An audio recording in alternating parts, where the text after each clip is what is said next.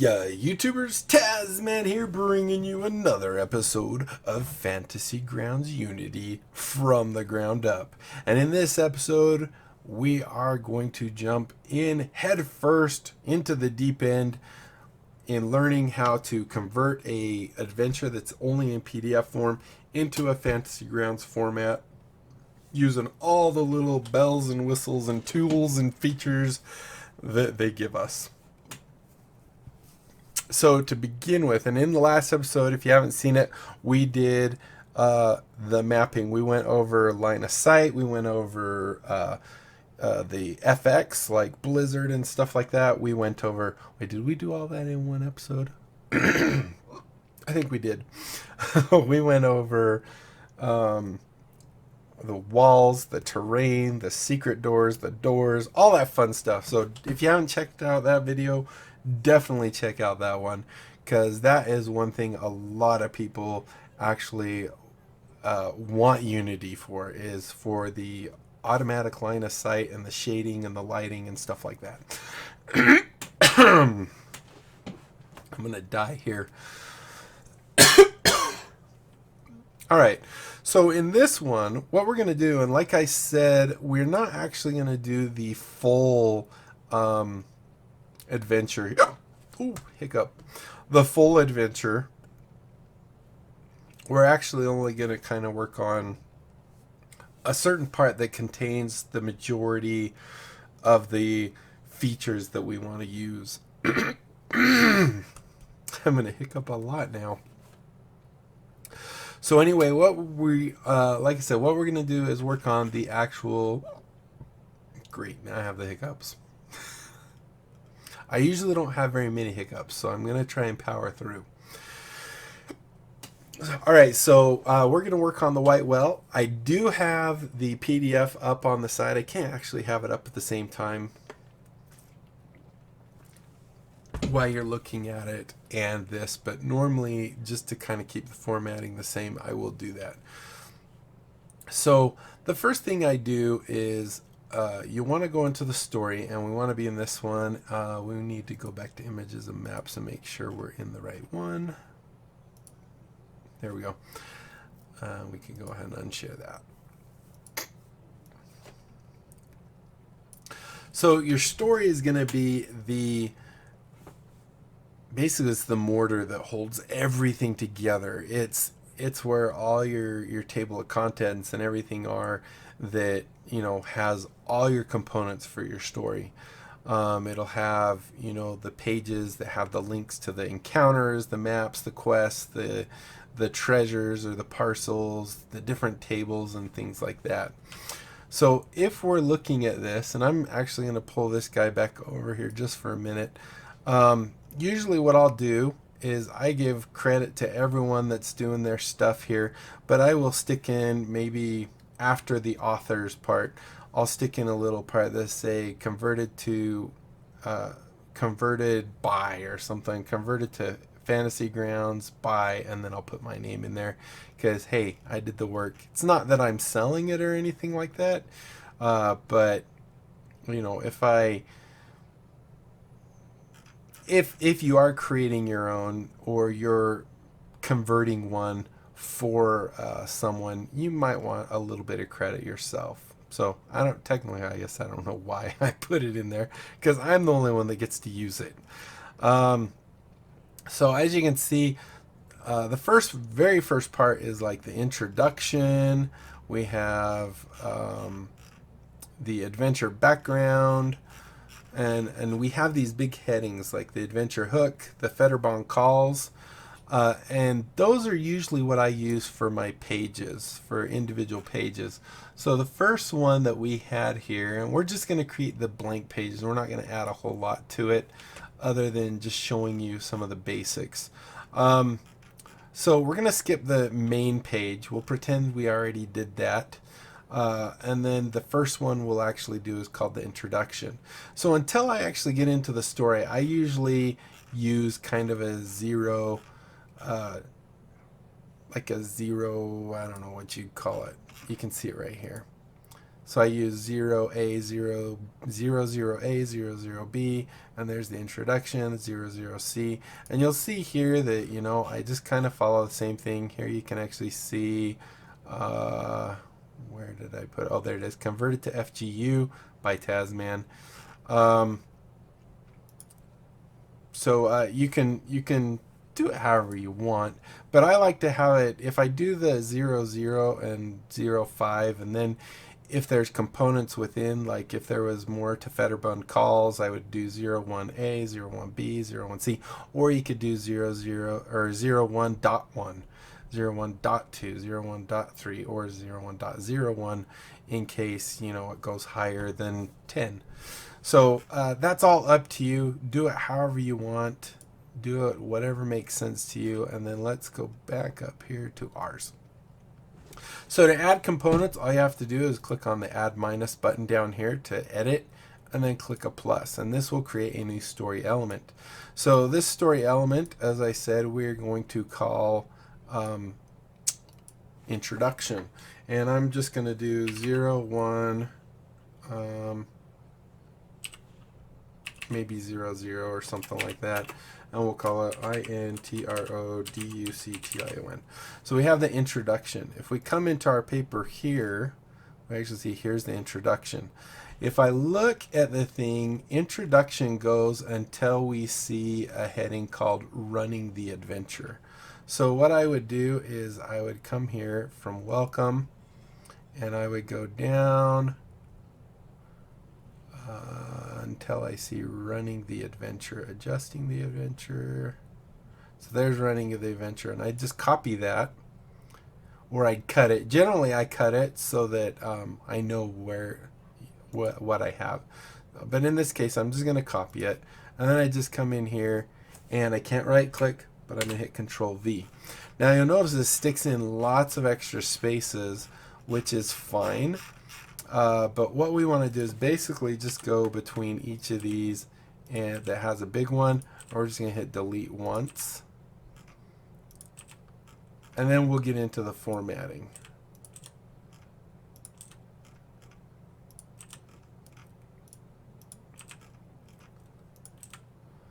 I usually leave bullets as is.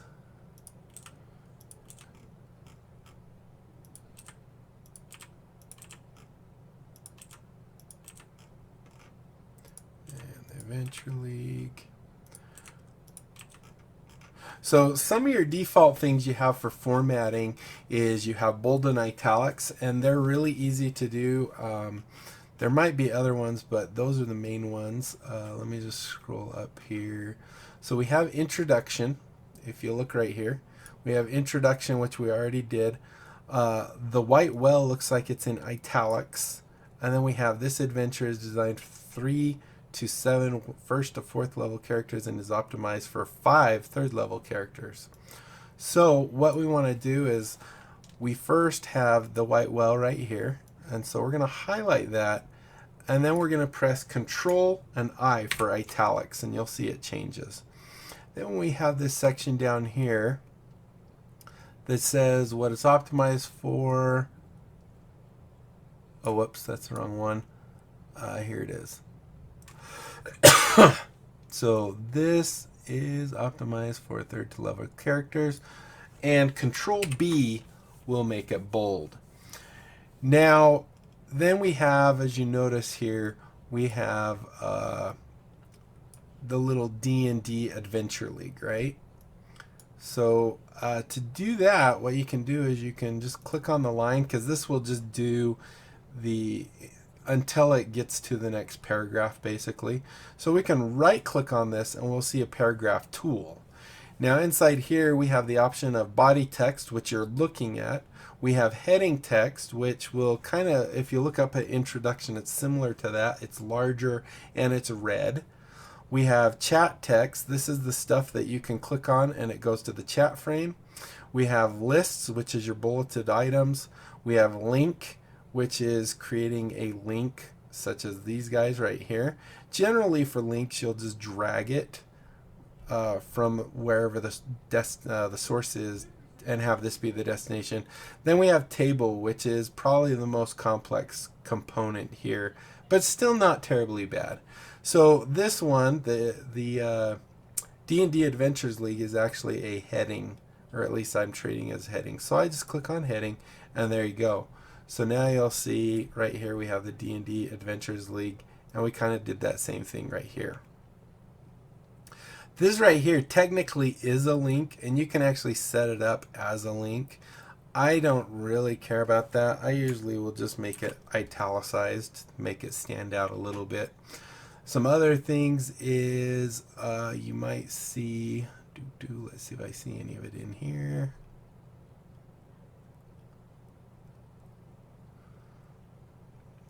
Let's see.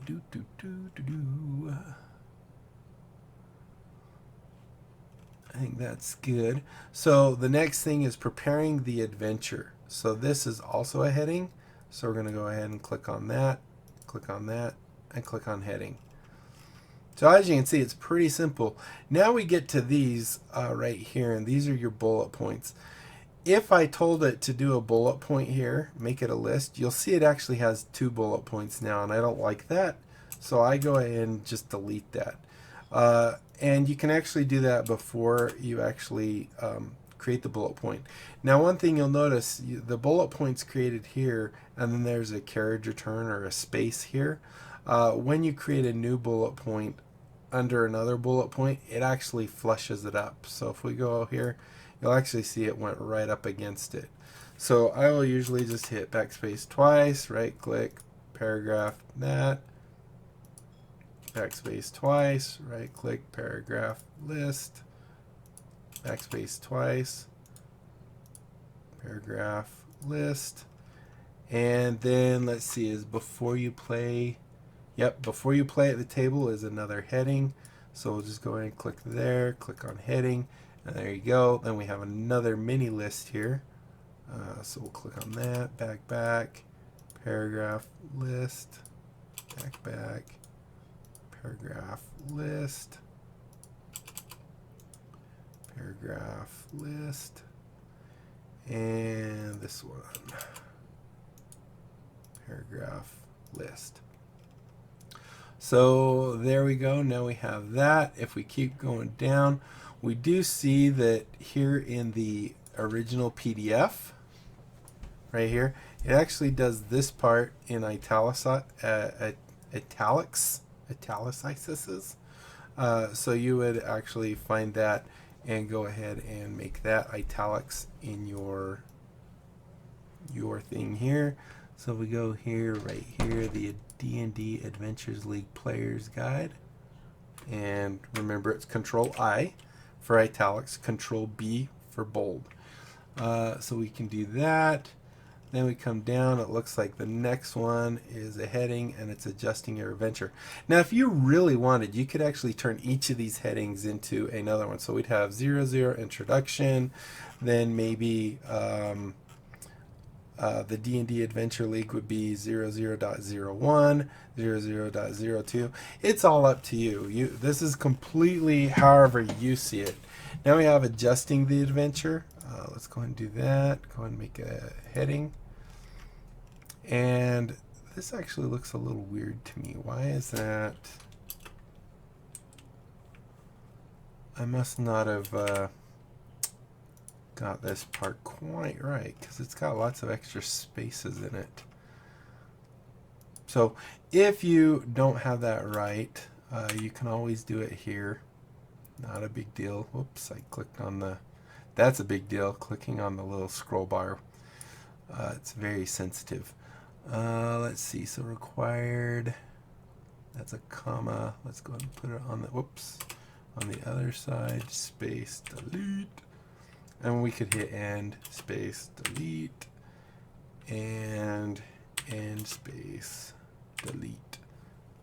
And I think that will take care of that. So adjusting the adventure, this adventure, where's that? Okay, that's right here.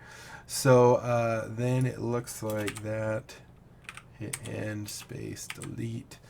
And it looks like the optimized right here to characters is bold in the PDF. All right, and then once again we have these little guys right here for your whatchamacallit for your bulleted list. So we could delete twice, do paragraph list, delete twice, paragraph list, and one more, delete twice, paragraph list. And yeah, I'm not sure why space. Oh, see, I keep clicking that darn bar. So if we come here, hit space, delete. There we go. So now here's our first table. And technically this isn't a very complex table. It's just 2 rows. But you'll see here that we have the table title. And I just usually make that bold. Then we have the column names. And then we have the values down below. So to do this, what we want to do is we want to click on this. We're going to go paragraph, and we're going to want to go to table. Then we actually have 2 parts here. So we're going to click on this. We're going to do another table, and you'll see it puts the whole thing in. But we know from our little example here that party composition whatever, is one part, and strength is the other part. So how we separate this is we can click right there on strength. We're going to right click, go to this one that just appeared because now we're inside a table. Now we have the option of adding a cell to our table. We can decrease the call span, which we'll actually do in just a second elsewhere. But if I click on this, it'll take from strength over and create its own. So now you'll see that it's its own little cell. However, because this guy was in one all by itself, now it looks kind of weird. So this is where we can do the other one that we were looking at. We can go in here and we can say the column span, or we can increase the column span, which means this field will actually go 2 columns wide, or we can decrease it. If it were to, we could shrink it back to 1. So if we do that, you'll see now it actually creates it all the way to the end. Hopefully that makes sense. If we undid that by saying decrease, you'll see it goes back to what it was. So basically a table is rows and columns. Your columns are your vertical, and your rows are your horizontal. And sometimes you might have something that has one heading that goes over everything. That's where you would tell it to increase columns so that it would span over all of those. Now all we have to do is come down here for the rest. We're going to go ahead and do that. We're going to go ahead and do that. We're going to go ahead and do this. And we're going to use that same trick that we used to separate the second row or the second column within, because as you notice, this is all thinking it's one column. Do that. This is a big old whoops. That just stopped sharing the sheet. That paragraph table, and finally paragraph table. So now you can see we have our whole table. We want to use that same thing so that basically we're going to take we're going to break it at very weak, weak, average, weak. I don't know why there's 2 weeks. That's weird. Average, there's like 2 averages too. Strong, average, strong, and then very strong. It's kind of a weird table if you ask me, but okay, we didn't write it. We are just fixing it. So here we can do our table. We can click on that, and now you see it moved week over. You'll also notice it's kind of annoying. This week, oh, actually, you know what? This is wrong. Let's go ahead and how do we, I wonder if we could do it this way. Let's see if this will work. Decrease. No. So once we mess up like that, I guess we just have to delete that and just type W-E-A-K, weak here, because it's actually very weak is what we wanted. So let's go and add that.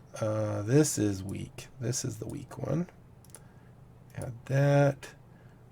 This is average. Or is it supposed to be greater than average? Greater than average. Yeah, this table's kind of weird. Because I think this is supposed to say greater than average. Maybe. No, because it wouldn't be less than weak. Equivalent average. I don't know. we'll just do it. Roll with it. So here's average. Go ahead and do that. That. Now here's one of the weird characters I was telling you about. This will kind of throw things off, and you'll notice that I can't like click at the end of it. So if you see little squares like that, just hit delete and delete. So you want to be just right there, and you want to hit delete, delete. You have to hit it twice because it's a non-printing character. So here we want to do this, go there, this, go there. This is strong, go there, average, go there, and finally, well, not finally, almost finally, we have very strong. So this is what I was talking about, what you do to determine the strength of your party. And as you know, we have 4 level 1 characters. So what you do to determine the strength of your party is you say, right up here, you add up the total of your total levels of all the characters. So each of our characters is level 1, so that's easy, that's 4. We divide the total by the number of characters. We have 4 characters, so 4 divided by 4 is 1. Round the fractions of 0.5 or greater up, round fractions of less than 0.5 down. So we're just 1. So technically, our party, I would say 3 or 4 characters, that's us. So I'm imagining we're probably weak to very weak.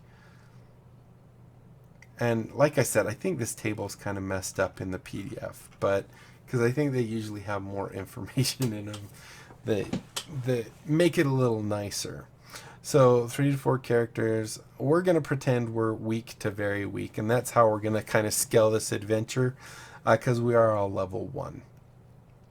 So now that we have that, what we can do is we can lock this table or this component, and now we have it at our ready, and I didn't want to share that. So now we have it available to us. We have a nice table in there. We have all the information, how we want it. We don't have any speech bubbles yet. Now there was one thing I wanted to do where we actually have a table we roll on. Let me find that real quick. Here we go. We have a complications table. Right here you can see we have a complications table. So this is actually a ways down. We're approaching Grommergall, and you can see this is what I was talking about. If you have a weak party, it says remove all the ochre jellies and add 5 gray oozes. If you're a strong party, you don't change anything. If you're a very strong party, you add 2 ochre jellies. So right here is telling you what you, and very weak, of course, you remove all the ochre jellies, add 3 gray oozes. I don't remember if I set us to weak or very weak. But it does show you here what the actual default is. So where there's no change, it's just 2 ochre jellies. So here you can see we do have a table. Now this I wanted to point out because this is going to be creating a table. So we're going to create a table. We're going to call it complications, and we're just going to click add item. And what you can do is this table, if we look at it, is a D6. So D6, the table is complications.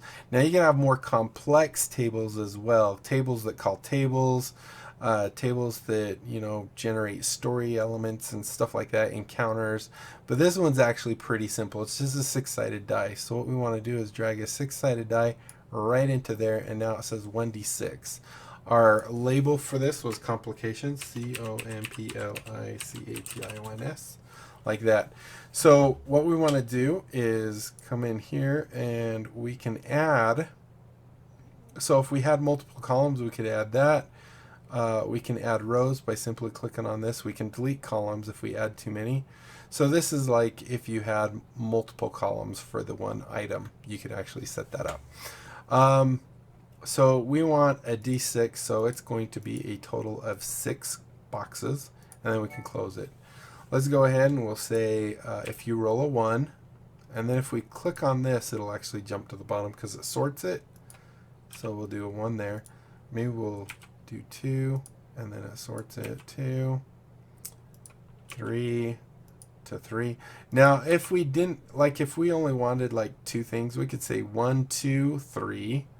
So 1-3 would be a 1, 2, or 3, and that would be a 4, 5, and 6. We could say 4 to 6, or we could say 4, 5, and then change 6 to 6. So you can set up the table however you want. We're going to go ahead and just keep going. 5, 5, and 6, and 6. So now we have that. Now all we have to do is give the complications. So if we come to our guy here,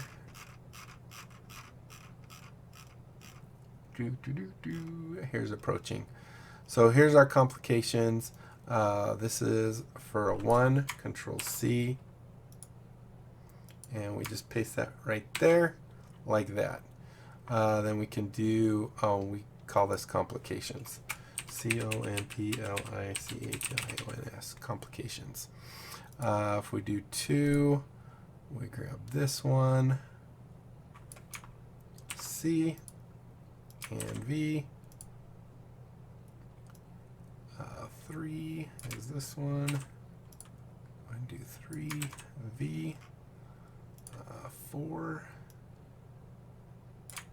C and V. Do 5. We're at 27 minutes already. C and V. And finally 6. C and V. So that is our table right there. And if we want it to output to the here so people can see it, we just leave visual on. Other words, it will, if we don't have that visual on, it hides it. So you'll see it rolls a 3 and you'll see it's hidden, and it tells us what it is. A dwarf has climbed atop a table. Hey, it is tables, to avoid the oozes, and is an easy target. So that's what you can do there.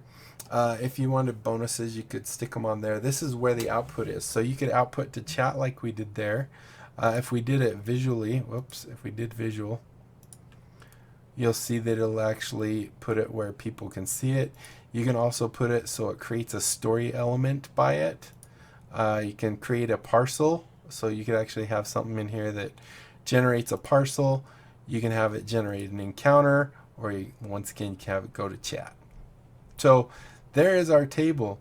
Now that we have a nice little table, one thing we can do, and I think because we've already talked about everything else, I want to get into the other components. So let's say this is actually that adventure. We do that. So if we unlock this, and let's say, for example, this is where the battle is taking place.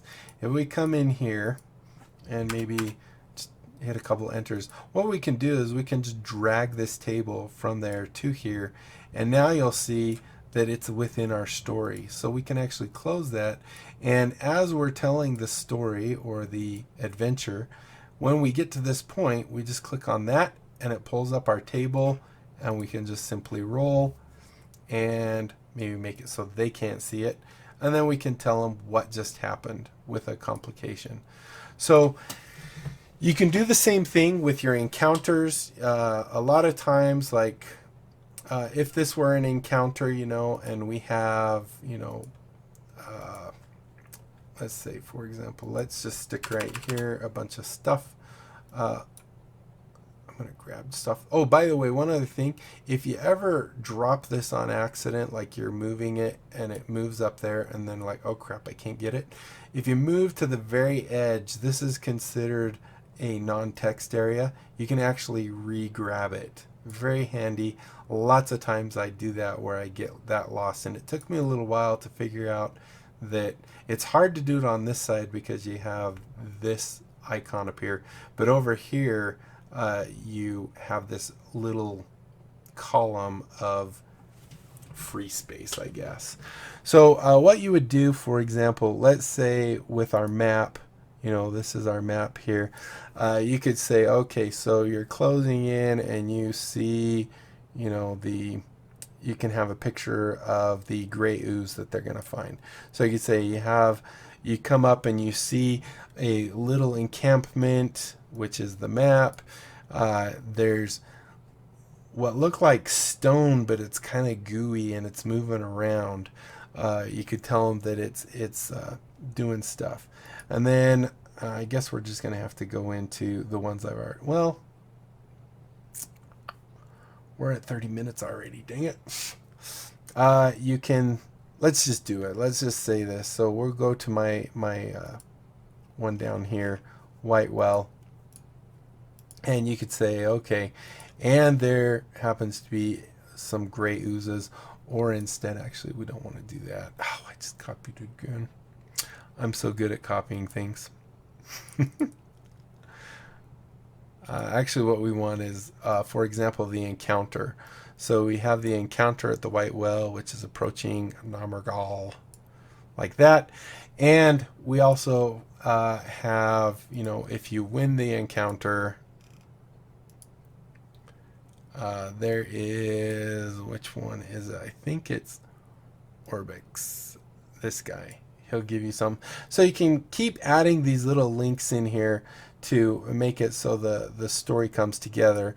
So now you can, obviously, you probably know most of this because you've seen it in adventures, but if you haven't, I need to cover it. So you could go like this and say, okay, so you're approaching this area and you see this gray, it almost looks like stone but slimy, and you can make it an unidentified creature, you know, or unidentified map image, because if we go actually look at the NPCs that I created, I made them an unidentified amber slime creature. The gray ooze here, when it's unidentified, is called gray slime creature, and its real name is gray ooze. So you can then say, okay, this is what you kind of see all over the place. And then if you go to your player sheet, you'll actually see, yep, they see the gray ooze. And then they can close it or whatever. And they can always reopen it by going into maps, go to uncategorized, and there it is right there. And then, of course, you can say, that was the wrong window, this one. You could then say, so as they're approaching, then you could send them the map, and you could show them the map that we have. This guy obviously should have his sensitivity changed there. Where's the other guys? Oh, that's because this is the one from this one.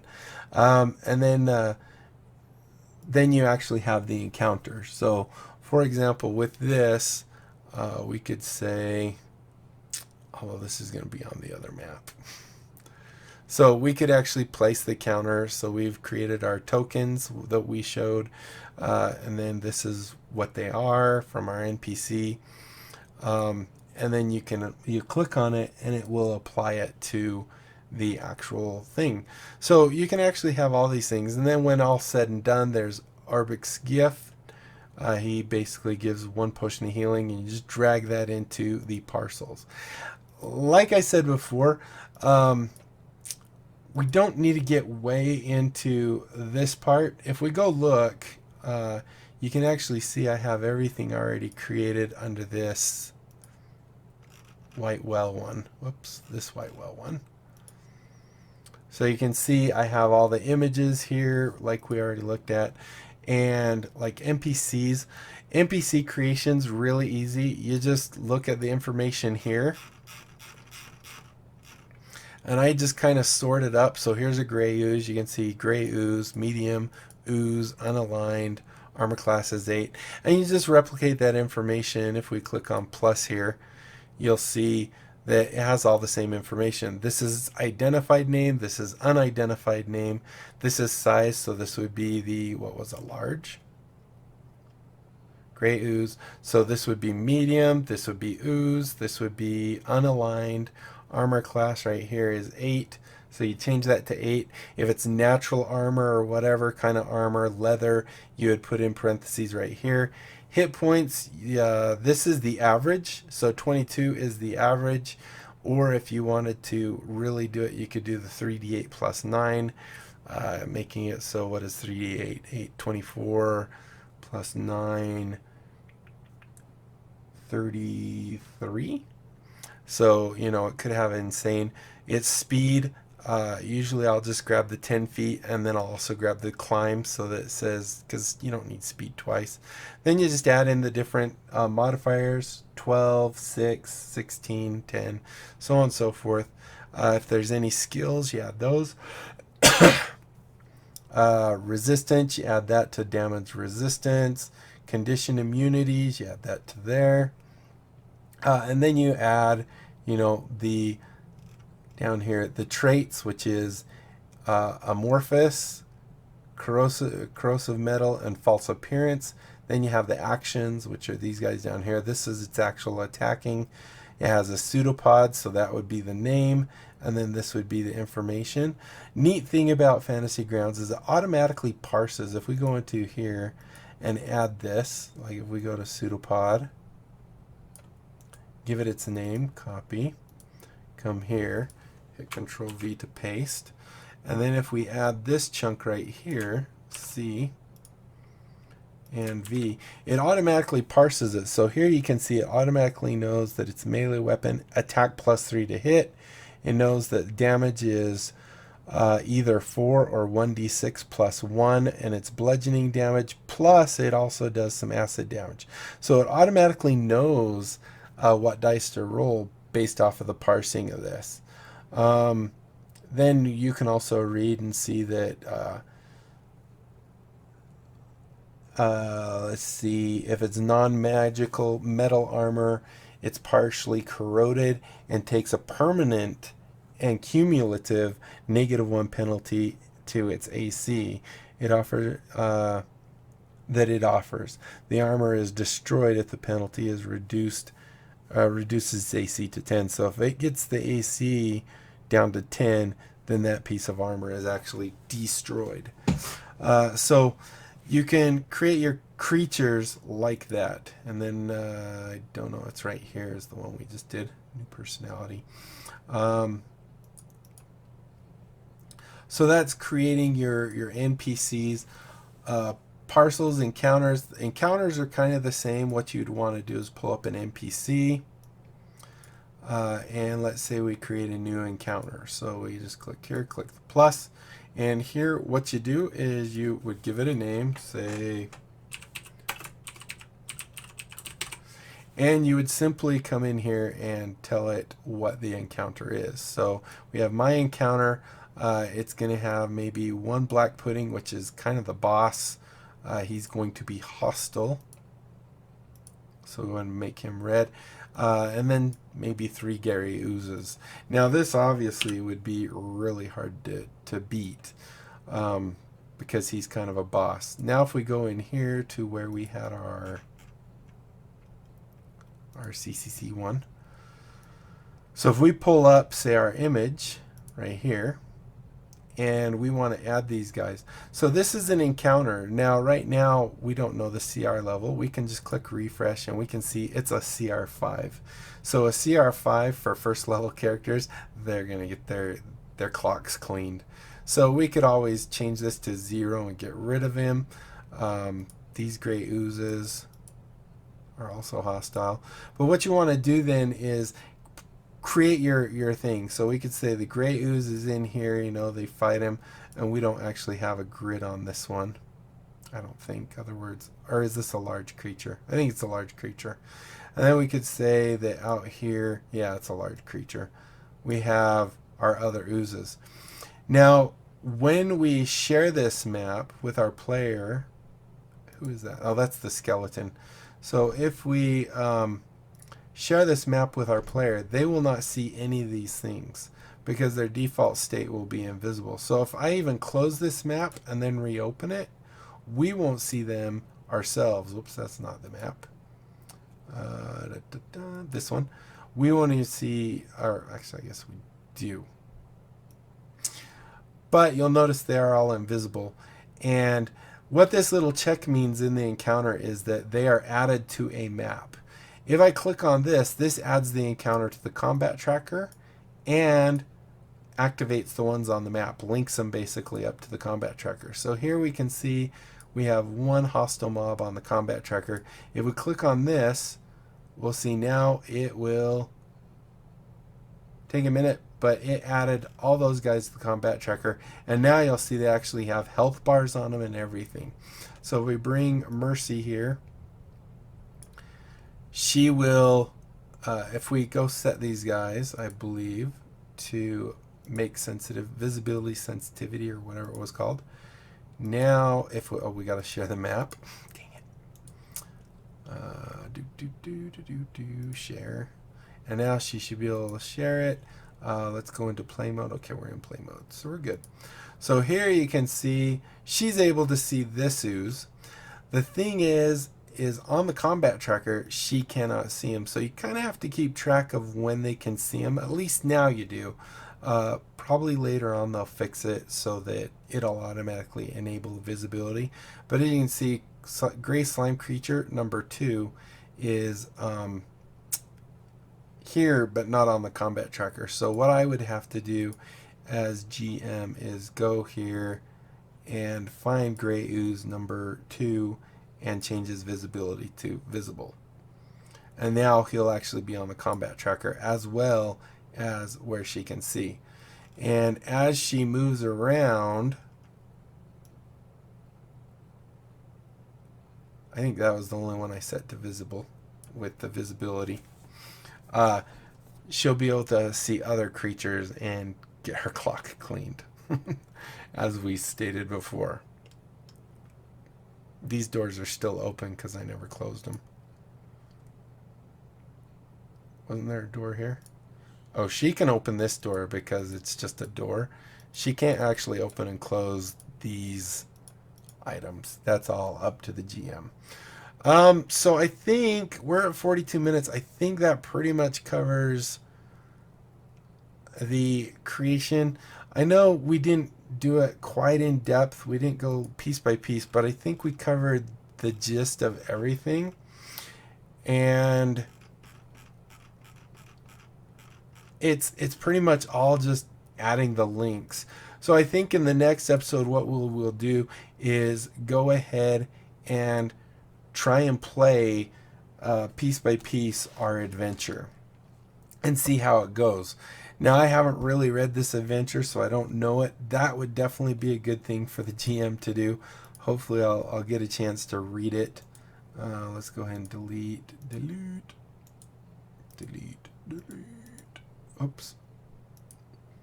Oh, we just made him a faction mob. Delete. And we can even get rid of this guy. Delete.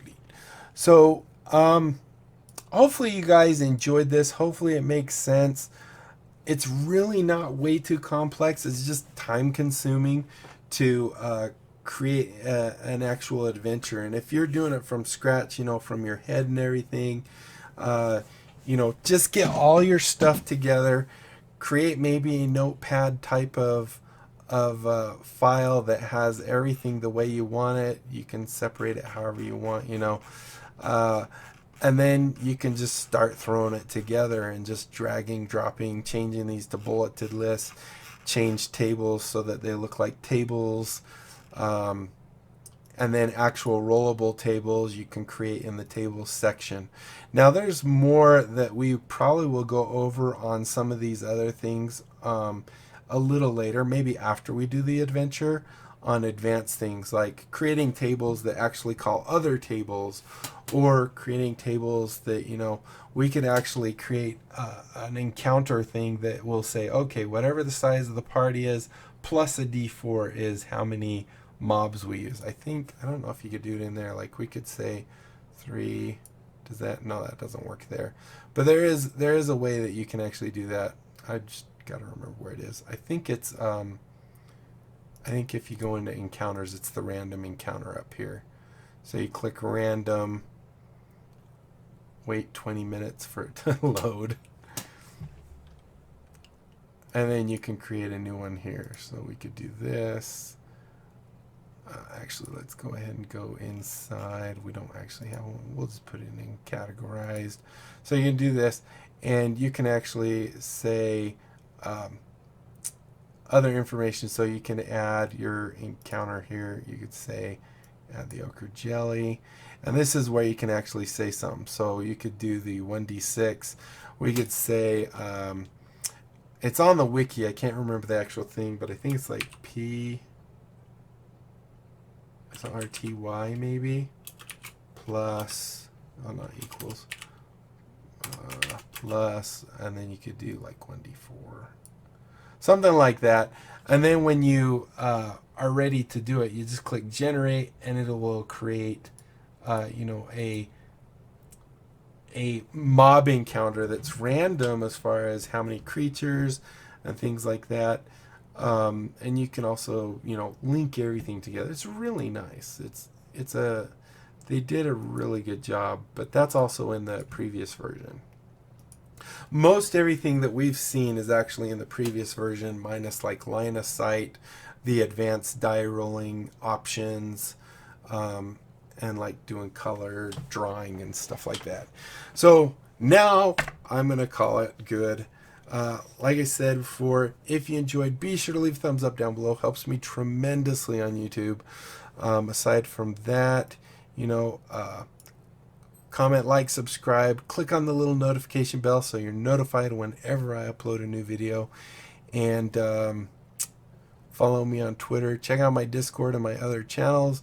Don't forget about my Great Big Game giveaway. When I hit 1,000 subs, we're closing in on it.